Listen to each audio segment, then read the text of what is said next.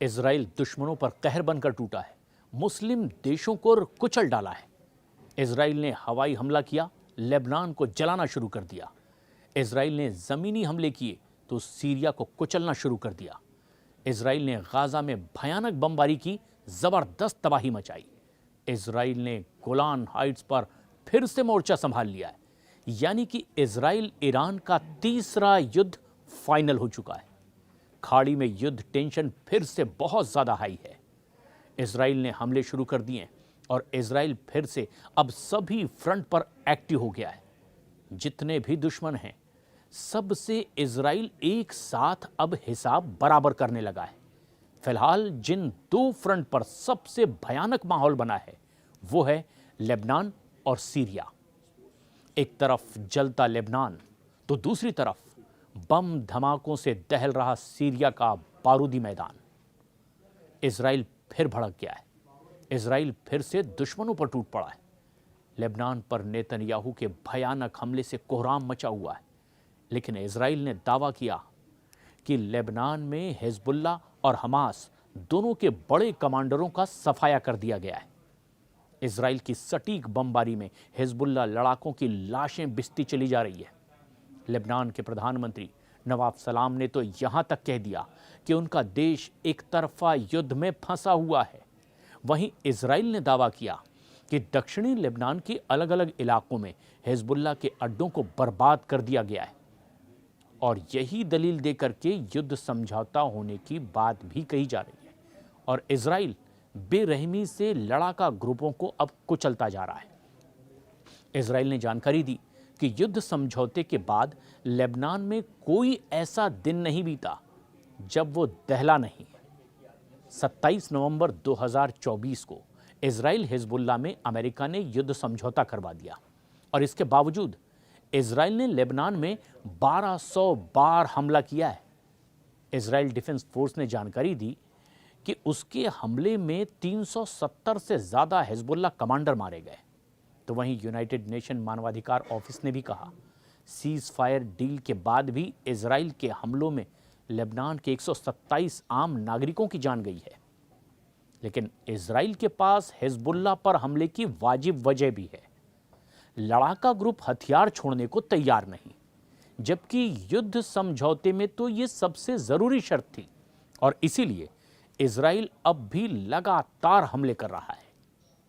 Israeli सेना ने यह बताया कि 28 नवंबर की सुबह दक्षिणी सीरिया में एक गिरफ्तारी ऑपरेशन के दौरान बंदूकधारी की फायरिंग में 6 इजरायली सैनिक घायल हो गए, जिनमें से 3 की हालत बहुत गंभीर है।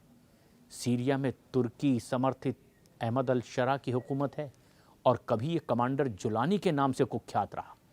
अहमद अल शरा सीरिया में इजराइल की सेना की तैनाती के सख्त खिलाफ है और नेतन्याहू ने सीरिया में इजरायली बेस पर सैनिकों को हमले के लिए हर वक्त अब तैयार रहने की नसीहत दे दी है।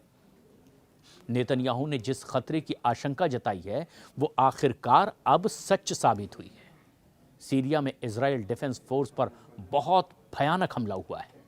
इजराइल सीरिया में अपनी पकड़ कमजोर होने नहीं देना चाहता, क्योंकि यहां से उसे ईरान पर हमले के लिए बहुत आसान रास्ता मिलता है।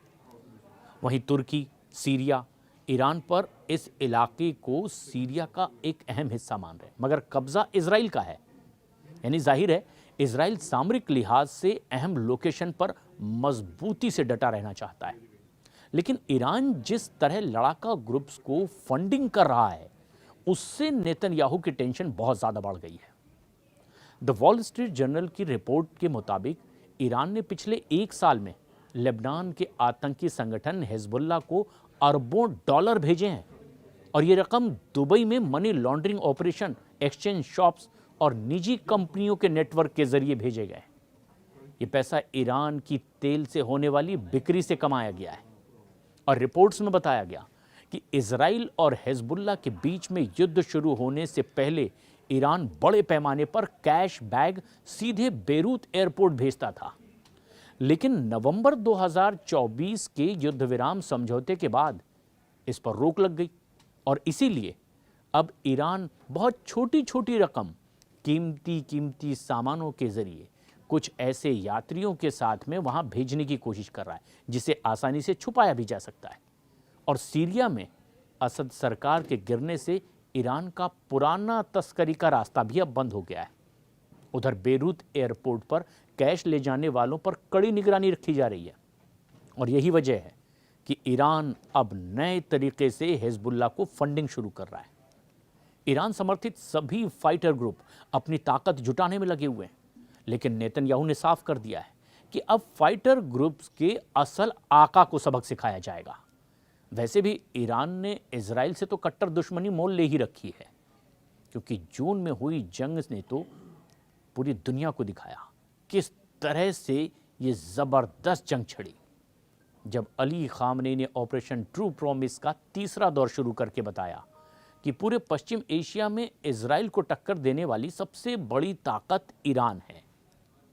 13 जून को इजराइल के हमले के बाद जब ईरान ने इजराइल पर मिसाइल बरसाई तो पूरी दुनिया हैरान रह गई।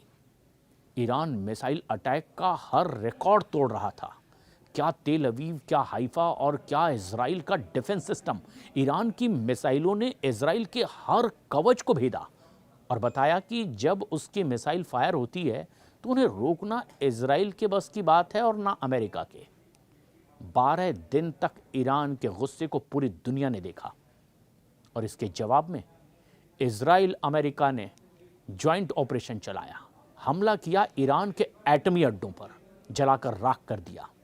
और जिस तरह से हालात दिखाई दिए, अब वो हालात एक बार फिर बनते दिखाई दे रहे हैं, क्योंकि हालात बहुत ज़्यादा बिगड़े हुए हैं। जिस तरह बम विस्फोट होने लगे हैं, उससे एक बार फिर से ईरान इजराइल के बीच में सीधे युद्ध को अब बहुत ज़्यादा दिन दूर ना माना जाए।